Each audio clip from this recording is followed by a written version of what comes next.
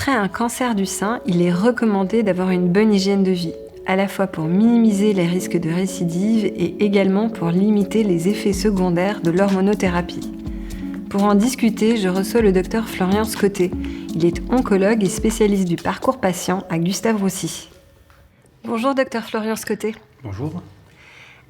Après un cancer du sein, quelles sont les recommandations en termes d'hygiène de vie ? Alors après un cancer du sein, l'hygiène de vie qu'il faut suivre est la même que ce qu'on fait pendant un cancer, voire qu'on fait en l'absence de toute maladie cancéreuse.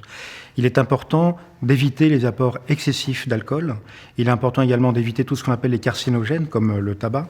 Il est également extrêmement important de retrouver conscience de son corps, en bougeant, en ayant une activité physique adaptée, en ayant un sommeil bien mené, suffisant, en ayant également un apport nutritionnel qui corresponde à ses besoins, qui permettent d'éviter de prendre trop de poids, mais également d'éviter d'en perdre.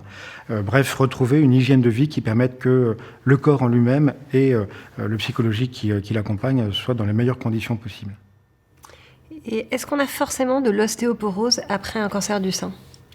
Alors, on n'a pas forcément d'ostéoporose après un cancer du sein. Tout dépend déjà de sa physionomie à soi, de son corps, puisqu'avec l'âge, on sait que la densité osseuse diminue, c'est ça l'ostéoporose.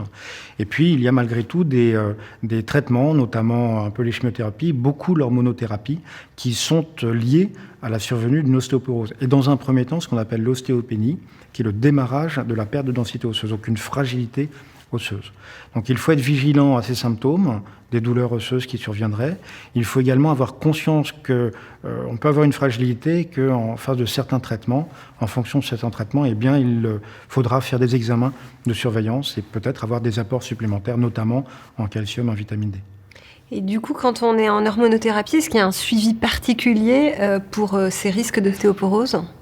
Alors, le suivi de l'ostéoporose en cours d'hormonothérapie doit être normalement la règle. Il faut effectivement avoir des ostéodensitométries qui soient faites à intervalles réguliers, qui permettent d'évaluer cette densité osseuse et qui permettent de savoir s'il y a un risque ou pas, et du même coup d'adapter le traitement. Que ce soit le traitement hormonal, mais que ce soit également les traitements complémentaires pour éviter la survenue de cette perte de densité osseuse. Y a-t-il des recommandations particulières en termes de vaccination après un cancer ? Alors il est très important, et merci pour cette question, se vacciner est important. Se vacciner contre la grippe, tous les ans, est à faire. Se vacciner contre la diphtérie, tétanos, polio, qui sont des vaccins obligatoires, est important. Il faut avoir en tête qu'on peut se vacciner avec des vaccins inactivés, c'est-à-dire qui ne risquent pas de déclencher une maladie. Et puis il faut être vigilant au traitement qu'on reçoit, car en cours de maladie cancéreuse, en cours de traitement contre cette maladie, il peut y avoir une diminution de l'efficacité du vaccin. Puisque nous sommes dans la période Covid encore, ou que nous la dépassons, eh bien, il est nécessaire également d'avoir en tête que la vaccination contre le Covid est une donnée fondamentale. C'est ainsi qu'on pourra protéger nos patientes, que nous pourrons également sauver la société et se focaliser sur la prise en charge de la maladie et l'après-maladie plutôt que sur des maladies virales. Et la génétique dans tout ça, est-ce qu'elle influe dans mon cancer, dans la façon dont je vais me soigner et dans l'après ? Est-ce que la génétique influe sur le cancer ? Avec l'évolution, les progrès de la technologie, on sait maintenant qu'il y a effectivement certains cancers qui sont très liés à la génétique. Pour ça, certaines enquêtes, des conseils génétiques peuvent être nécessaires. Lorsqu'il y a notamment une antériorité des antécédents dans sa famille, eh bien, sur certaines pathologies, on sait qu'il faut être vigilant et qu'il faut aller faire ces recherches. Donc ça se fait sur le mode d'un interrogatoire, d'un échange avec la patiente. Ça se fait également avec des dosages biologiques, mais on a également des dosages sur la pièce tumorale elle-même qui permettent de définir des risques ou pas de survenue de cette maladie. Ce risque génétique est à prendre en compte pour la patiente elle-même, mais également pour sa descendance, pour sa famille, afin de définir si le risque est présent ou pas. Et à ce moment-là, identifier, là encore, un parcours personnalisé de suivi, de surveillance ou une prise en charge particulière. Et justement, doit-on prévenir ces enfants ? Il est important de prévenir ses enfants, mais il est important de prévenir sa famille avec un certain environnement, certaines conditions. Il est difficile de à brûle-pourpoint de dire « voilà, j'ai cette maladie, tu risques de l'avoir car il y a un risque génétique ». Auquel cas, on déclenche d'autres mécanismes de défense qui pourraient être délétères sur la suite de la prise en charge.